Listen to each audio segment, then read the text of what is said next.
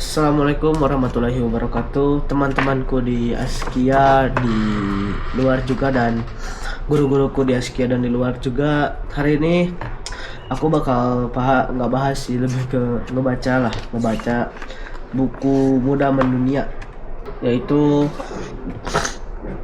sorry sebelumnya suaraku lagi agak bindeng gara-gara aku lagi agak pilek di sini ya, tapi gak apa-apa lah, mungkin semoga aja terdengar. Jadi bab yang bakal kita bahas sekarang itu ada 3 bab, dari bab 4 baru dari bab 4 sampai bab 6. Yaitu di bab 4 ada apakah kamu bahagia dengan pekerjaanmu.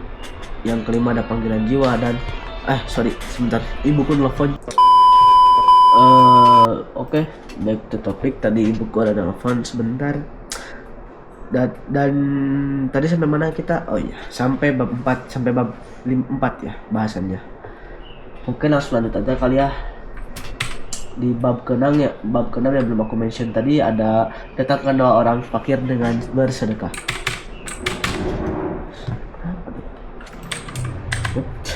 Di bab pertama, apakah kamu bahagia dengan pekerjaanmu?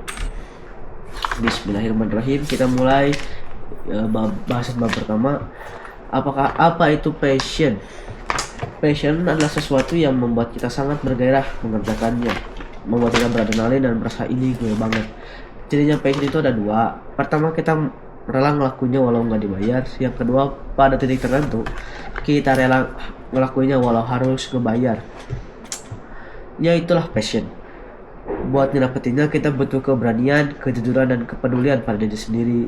Tanyakan pada diri kita sendiri, apa yang sebenarnya kita mau. Ini hidup kita, bukan hidup orang lain. Gak usah peduli sama orang lain, sama apa yang dibilang orang lain juga. Kalau kamu bangun tidur gak bergegas dari tempat tidurmu dan ngejar mimpi, kita butuh kamu atau kita butuh mimpi baru. Passion itu akan membuat kamu bertahan, membuat kamu karena kamu bukan hanya ngejar mimpi, tapi lagi nikmatin proses mengejar mimpi itu sendiri. Passion itu bakal ngebuat kamu gak menyerah, karena kamu menyadari dengan sepenuhnya bahwa menyerah sama dengan selesainya kamu, berhentinya kamu, usainya kamu dalam menikmati, berhentinya kamu sama dengan usainya kamu dalam menikmati proses pengejaran mimpi itu sendiri. Dengan passion kamu akan terus mengejarnya, karena salah satu karakter orang yang sedang bekerja dengan passion adalah tidak bisa tenang jika mimpinya belum terwujud. Bab yang selanjutnya adalah bab panggilan jiwa ya. Oh iya, sebelumnya aku mau ngasih tahu dulu, kayaknya aku gak akan bahas semua babnya secara full atau aku baca. Aku tetap bakal baca dan gak akan aku bahas karena aku belum tahu. Sama aja sih kayaknya, cuman gak akan aku baca aja semua. Jadi bakal banyak yang aku skip. Jadi kalau ngerasa kurang ya komen aja. Kalau aku bisa baca, karena ada kontrol orang tua, jadi aku gak akan tahu. Tabrak dia. Ini aman gak? Aduh, sorry. Baiklah, kita lanjut ke bab kedua. Si penulis menuliskan di bukunya, sejak kecil aku berobat ke dokter. Aku juga sama, aku senantiasa menatapnya sebagai sosok malaikat penolong yang memberi harapan, yang kerap kali mengobatiku. Itulah yang mendorongku untuk terus mengejar mimpiku sebagai seorang dokter. Banyak di antara kita masih belum tahu mau jadi apa, bercita-cita apa, ingin mengejar apa, ingin melangkah kemana. Kawan, jika kita sudah menemukan panggilan jiwa kita, hidup bakal terasa flow, mengalir, terasanya kayak mengalir, nikmat, tenang, teduh, damai, dan sejuk. Ya, sungguh benar itu yang dirasakan oleh si penulis. Dan karena itu juga, kalau kita mau menikmati kehidupan yang dengan pencapaian yang optimal, kita butuh memenuhi 3 hal, yaitu pleasure, strength, dan meaning. Yang masing-masing adalah yang kita suka, yang kita ahli di bidang di sesuatu itu, dan yang bermakna juga buat kita. Yang pertama, pleasure, bidang yang kita sukai. Contohnya aja kayak pemain sepak bola. Mereka kayak liburan 365 hari dalam setahun, nggak ada kerjanya tuh. Karena sewaktu mereka kerja, mereka lagi ngelakuin hobinya. The only way to do a great job is to love what you do. Satu-satunya cara melakukan pekerjaan besar adalah dengan mencintai apa yang kamu kerjakan. Setiap memasuki bidang apapun, awali dengan pertanyaan, apakah ini bidang yang saya sukai? Aduh, besar-besar tadi kameranya, gak sadar gue mencong sana. Maaf. Yang kedua ada strength, yaitu misal jika kita selalu berusaha lalu gagal, apa yang kita lakukan? Orang-orang pasti bakal mengatakan, alah coba lagi. Kalau gagal lagi, orang-orang yang sama mungkin akan mengatakan coba lagi. Pertanyaannya, coba lagi sampai kapan?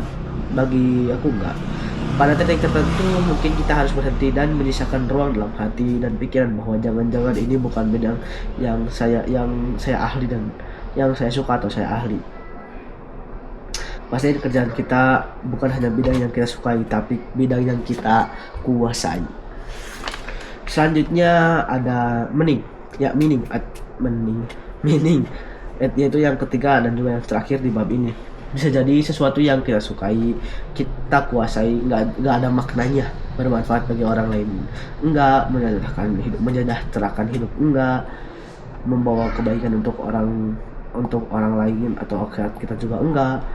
Oleh karena itu, pastikan apa yang kita kerjakan bukan hanya kita sukai dan kuasai juga, tapi membawa kebaikan bagi kehidupan dunia dan di akhirat kita.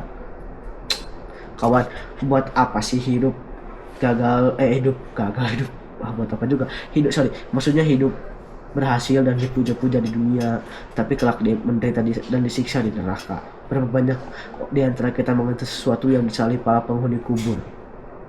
Makanya jangan mati-matian mengejar sesuatu yang nggak bisa dibawa mati. Ya, jika yang kita inginkan kemuliaan abadi, jangan biarkan hati kita memuliakan hal-hal yang fana. Ya, mungkin itu jadi bab 5 yang bakal aku bahas. Kita langsung lanjut aja ke bab 7, bukan skip nih.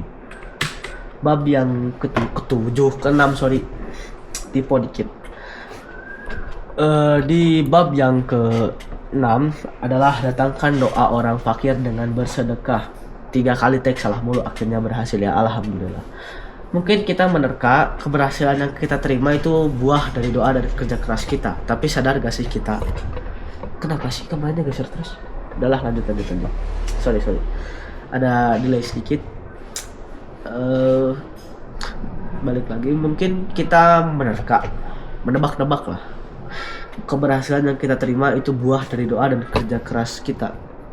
Tapi barangkali kita nggak sadar atau lupa keberhasilan itu buah jawaban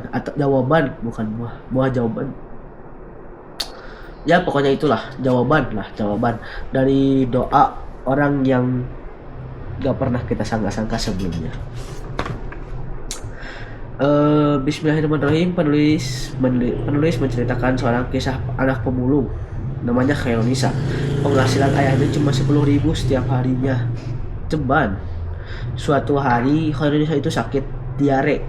Cuman karena ayahnya gak punya uang yang cukup, dia gak bisa pergi berobat. Jadi setiap harinya dia menemani ayahnya memulung hingga 5 Juni 2005. Khairunisa pada akhirnya meninggal tepat di gerobak sampah ayahnya.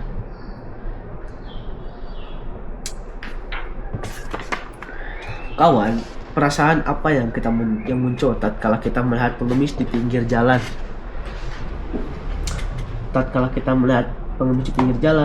Orang ketika ada korban kecelakaan, tatkala kita melihat orang sakit yang gak mampu buat berobat.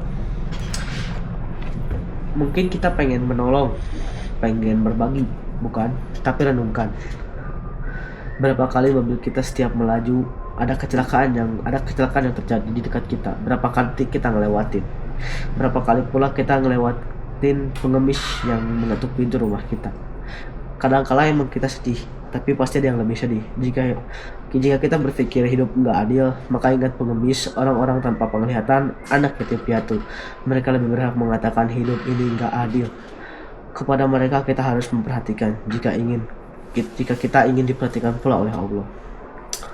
Orang nggak peduli seberapa hebatnya kita, tapi seberapa kaya kita, seberapa pintar, seberapa gimana pun kita. Tapi mereka peduli sama satu hal. Apa dampak kita ke mereka? Apakah kita nggak beri manfaat ke mereka? Apakah kita pokoknya apa kita berguna untuk mereka?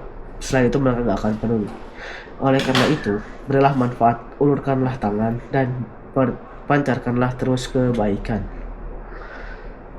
Terakhir akhir kata, jika engkau berpikir hidup ini gak adil, maka ingatlah pengemis, seorang buta, anak yatim piatu, mereka lebih berhak mengatakan bahwa hidup ini gak adil. Kepada mereka lah kita harus memperhatikan. Jika kita ingin Allah memperhatikan kita. Ya mungkin segitu aja karena di monitor udah sekitar ya dari tadi kameranya gini loh, gonya gini. Ya udahlah, nggak apa-apa. Di monitor udah mau 11 menit dan di ini udah 12 menit malah karena tadi ada delay 2 menitan. Dari aku mungkin segini aja. Jatuhnya bukan presentasi sih, lebih ke kayak vlog mungkin ya. Vlog atau apa namanya? Ya kayak vlog lah.